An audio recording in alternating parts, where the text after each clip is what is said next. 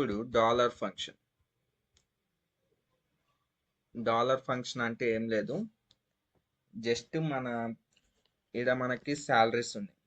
ఈ శాలరీస్ ముంగట నాకు రూపీస్ సింబల్ రావాలి, మళ్ళీ ఇక్కడ పాయింట్ అని వచ్చి పక్కన జీరోస్ కూడా రావాలి, 2 zeros.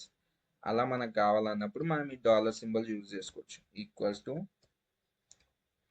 డాలర్ ఆఫ్ నెంబర్ అడిగాడుగా, ఇది ఇద్దాం, కామా.